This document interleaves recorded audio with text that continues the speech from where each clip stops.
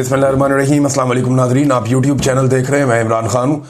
नाजरीन, रिजवी बरादरान का पता चल गया है कि ये कहाँ पे गए, क्योंकि अब ख़बरें चलवाई जा रही हैं पाकिस्तान के टीवी चैनल्स पे और ज़राए से ये खबरें दी जा रही हैं कि जनाब रिजवी बरादरान का पता चल गया है। उन्हें वार्न किया गया है कि वो गिरफ्तारी दे दें या फिर उनके ऊपर ऑपरेशन किया जाएगा और उनको गिरफ्तार कर लिया जाएगा। तो ये बड़ी पुरानी कहानी है। ये साफ साफ और सीधी सीधी बात यह है कि रिजवी बरादरान जो है वो एजेंसियों की तहवील में नॉर्मली ऐसे ही होता है।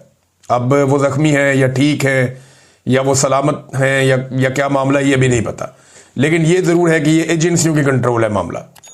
और अब फैसला किया गया है कि उन्हें पुलिस की हिरासत में दे दिया जाएगा या पुलिस जो है वो उनकी गिरफ्तारी डाल देगी। सादी बात ये है और ये सब जानते हैं, कोई ढकी छुपी बात नहीं है।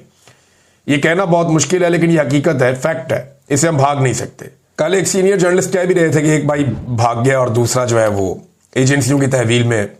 बहरहाल अब उन्हें पुलिस के हवाले किया जाएगा, उनकी गिरफ्तारी डाल दी जाएगी, फिर उन्हें अदालत में पेश किया जाएगा, फिर जो कानूनी मामला आता है वो चलते रहेंगे, जमानत की कोशिश होगी, वो सारी चीज़ें चलती रहती हैं। लेकिन असल मामला ये है कि मामला क्या तय हुआ, यानी अगर ये एजेंसियों की हिरासत में है दोनों भाई या दोनों में से एक भी, तो मामला क्या तय हुआ और किन शराइत के ऊपर चीज़ें आगे बढ़ रही हैं। नॉर्मली ये जो एजेंसियां दबाव डालती हैं और लोग बाहर आकर ये कहते हैं जी हम तो शुमाली इलाका जात में चले गए थे।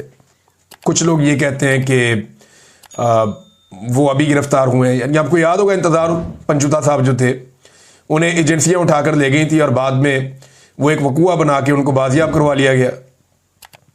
फिर आपको याद होगा कि अहमद नूरानी के दो भाइयों के साथ क्या हुआ था।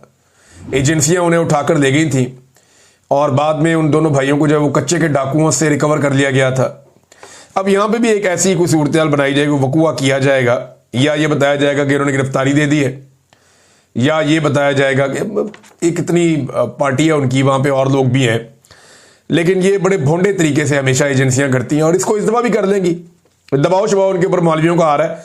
आहिस्ता आहिस्ता लोग जागना शुरू हो गए हैं, बात करना शुरू हो गए हैं कि मुरीद के अंदर जुल्म किया आपने, आपको ये नहीं करना चाहिए था। अगर एक पॉलिटिकल पार्टी या ये एक जिस तरीके से तरीके लब्बैक की सियासत थी उससे तो बहुत लोगों को इख्तलाफ है, मुझे भी है, लेकिन बात यह है कि ये कोई तरीका तो नहीं है कि आप घेर घार के चारों तरफ से और गोलियां चलाना शुरू कर दें और इंसानों का कत्लेआम कर दें। अब जो लोग मारे गए हैं वो वापस तो नहीं आ सकते। अब उनकी फैमिलीज को जो तकलीफ है, जो कर्ब है, वो उसका कौन मुदावा करेगा। मुफ्ती तकी उस्मानी साहब ने एक स्टेटमेंट जारी किया है।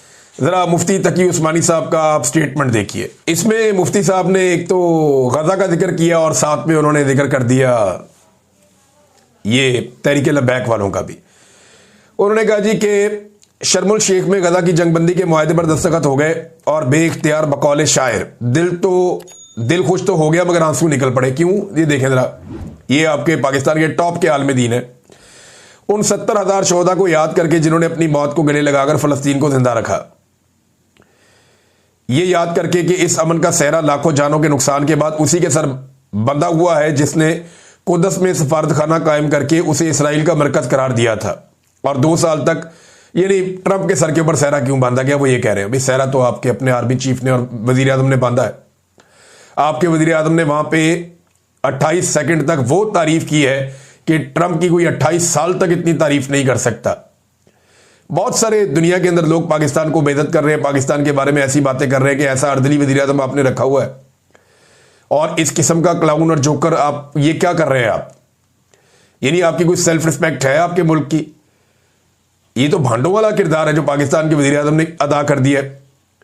और अब बाद में जो है शर्मिंदगी और खिफत मिटाने के लिए कभी ये स्टेटमेंट कभी वो स्टेटमेंट। भाई वहां पे खड़े होकर अपने ऊपर कंट्रोल करना था ना। खुशामद की आदत ही इतनी ज्यादा पड़ गई है कि जहां कोई बड़ा आदमी देखा खुशामद शुरू कर दी।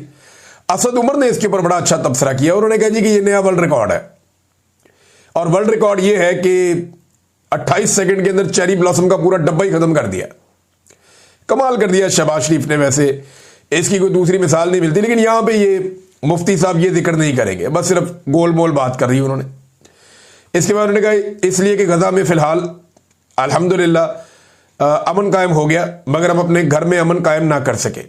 एन इस मौके पर जब भारत पाकिस्तान से खुली दुश्मनी पर आमादा है और पाकिस्तान के बागियों की हमायत कर रहा है और खुद भी नुकसान उठा चुका है। हमारे एक पड़ोसी ने क़याम अमन के लिए पाकिस्तान के बजाय भारत से पिंगे बढ़ानी शुरू कर दी हैं और फिर दो मुसलमान पड़ोसियों में जंग शुरू हो गई, जो उम्मत इस्लामिया के किसी भी दर्दमंद के लिए तशवीशनाक है।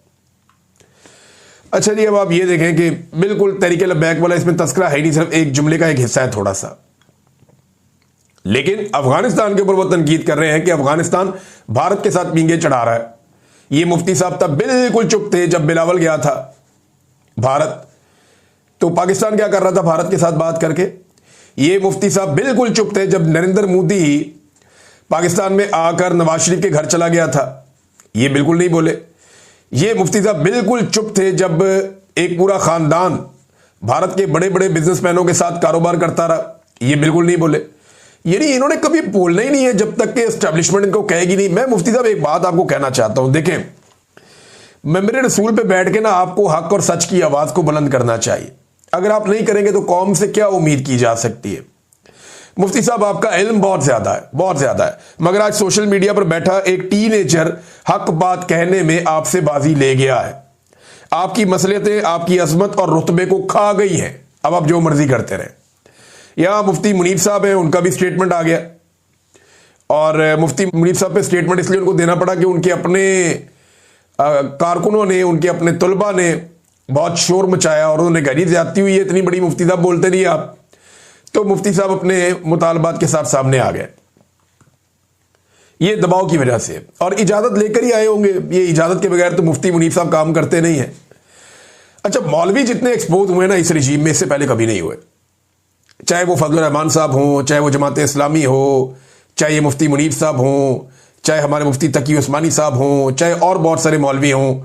अच्छा, कई मौलवी बहुत बुरी तरह एक्सपोज हुए और कई ऐसे लोग सामने आए जो हक बात कर रहे हैं और लोगों की आंखों के तारे बन गए कि लोगों ने कहा यार सच बोलता है कम से कम ये आदमी। उलमा मिंबर पे बैठ के सच बोलने का दर्स तो देते थे, सच बोलते नहीं थे, हौसला नहीं था इनमें, अब उन्हें बोलना पड़ रहा है। तो मुफ्ती मुनीब ने 4-5 चीजें जो है वो की। नंबर 1, उन्होंने कहा जी हालिया वाकयात पर जुडिशल कमीशन बनाया जाए। नंबर 2, जाँ भाग अफराद और जख्मियों को दियत दी जाए। नंबर 3, तमाम मुकदमात वापस लिए जाएं जो जख्मी और जो वो मौजूद हैं लाशें थानों में, उन्होंने कहा जी हमें पता है, वो हवाले की जाएं लवाहिकीन के एहतराम के साथ। फिर साद रिजवी और अनस रिजवी से मुतालिक मालूमात दी जाएं। उसके बाद ये टीवी के ऊपर खबरें चलाई गई हैं कि जनाब उनका पता लग गया। वो पता क्या लग गया, उन्हें एजेंसियों की हिरासत से पकड़ के पुलिस की हिरासत में दे दिया जाएगा, इसको जरा लीगल कवर दे दिया जाएगा और उनके साथ जो मामला तय किए गए या किए गए होंगे या किए जाएंगे, ये तो आने वाले वक्त में पता चलेगा। एक दौर में इनके वालिद के साथ भी यही किया गया था। तो पाकिस्तान में ये तरीकाकार है, ये कोई नई चीज नहीं है। तहरीक लब्बैक अपनी पॉलिसियों पर नजरसानी करे, ये स्टेटमेंट भी साथ में मुफ्ती मुनीब ने दिया है। मुफ्ती मुनीब साहब, सबसे पहले आपको अपनी पॉलिसी पे नजरसानी करनी चाहिए। आप हमेशा हलवा खाने आ जाते हैं और कभी भी मुश्किल वक्त में आप बात करने से कतराते हैं, सामने नहीं आते, आप गायब हो जाते हैं।